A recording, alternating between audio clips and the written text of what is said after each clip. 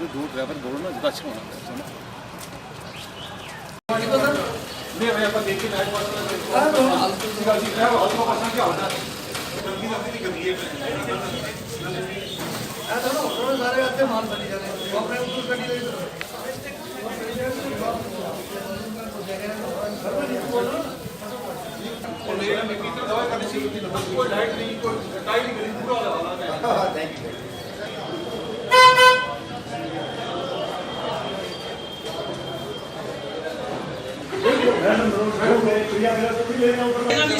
ऐसा है कि ये काफ़ी बहुत पुराना सर दर्द है। इस सर दर्द के लिए हमने काफ़ी डॉक्टरों को बताया, काफ़ी मेडिसिन ली काफ़ी, लेकिन ये दूर नहीं हुआ। क्योंकि पहले जितने भी सीईओ थे उनको बार बार हमने रिक्वेस्ट की, बार बार डी साहब को बोला, तो उन्होंने यहाँ बस स्टैंड की कोई हालत हमारी कोई सुधरी नहीं है। ये जो हमारे ड्राइवर कंडक्टर हैं, इनका मेन जो घर है ये बस स्टैंड है। ये अपने घर में नहीं सोते, ये बस स्टैंड पे सोते हैं। एक दिन आते हैं, दूसरे दिन किसी की हल्ट होती है, तीसरे दिन इसका नंबर लगता है, 3 दिन ये स्मेल में रहते हैं। गाड़ी से उतरते हैं स्मेल, गाड़ी में चढ़ते हैं स्मेल, बुरी गंदगी है, बुरी हालत है। मैंने बार बार एक सबको कहा है कि जितना भी ये गंदगी सिटी की है ये यहाँ पे स्टोर ना करें, इसको उठा के नाले में डायरेक्ट फेंकें, सिटी से उठा के। उनका जो जितनी भी गाड़ी है उनका डीजल का या पेट्रोल का खर्चा है वो भी बच जाएगा, और हमारा भी ये गंदगी का सिलसिला जो दूर हो जाएगा। ये मैं समझ नहीं रहा, पता नहीं क्या बात है, क्यों नहीं समझ पा रहे हैं। अभी हमारे इलेक्शन म्यूनसिपलिटी के हुए हैं, हमारे नए चेयरमैन साहब आए हैं, बहुत अच्छे आदमी हैं वो। अभी हमने उनकी विज़िट करानी है, उनकी विज़िट अभी नहीं हुई, उनसे हमने कंप्लेंट नहीं की है। मुझे पूरा यकीन है उनसे हम जब कंप्लेंट करेंगे वो फ़ौरन बस स्टैंड में आएंगे और इसका ये देखें, उसी वक्त इसका सोल्यूशन निकालेंगे। तो मैं फिर डी साहब से अपील करूँगा कि ऊपर वाले बस स्टैंड पे 3 साल हो गए हमने लुक डलवाई थी, वो बड़े अच्छे तरीके से लुक 3 लेयर डाली थी उन्होंने लोग। नीचे बस स्टैंड की क्या हालत है, ये देखो पानी जमा हुआ है, बुरी हालत है इसकी। अभी PWD एक्शन साहब से हमने रिक्वेस्ट की थी, तो दोबारा उनसे मिलेंगे कि भाई नीचे वाले बस स्टैंड पर लुक डालें, कि अभी मौसम भी शुरू हो गया गर्मी का, तो इसको भी क्लियर करें नीचे वाले बस स्टैंड पे।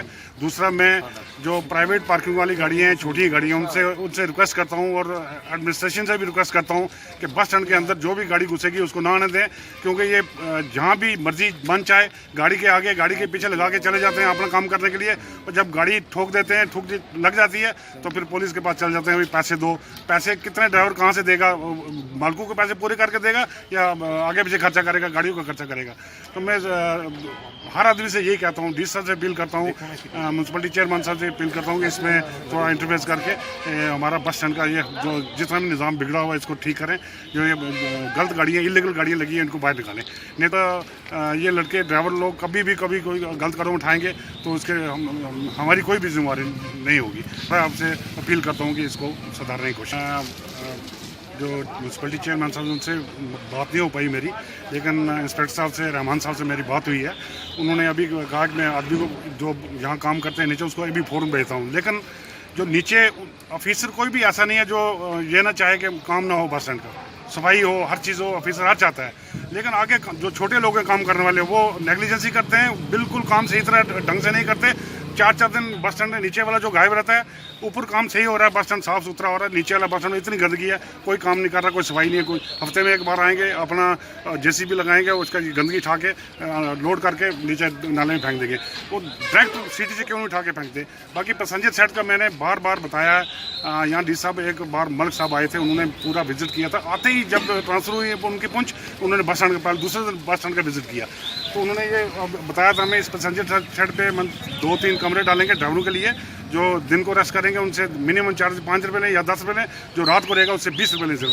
तो एक बाथरूम, एक लैट्रिन एक साइड पर बनवा के देंगे आपको, लेकिन उसका बदकिस्मती हमारी उनकी ट्रांसफ़र होगी। उसके बाद जो भी ऑफिसर है बस स्टैंड की तरफ देखते नहीं है। जाओ भी उनको को कंप्लेंट करो, कोई भी उनको बताओ कि भाई ये हमारा प्रॉब्लम है, ये हमारी दूर करो, वो कोई ध्यान नहीं देंगे। जैसे बस स्टैंड ऐसे देखते हैं कोई ड्राइवर लोग, ये बिल्कुल ऐसे भेड़ बकरी हैं, इनको जैसे हमने चलाना छोटी मार के चलते जाएंगे।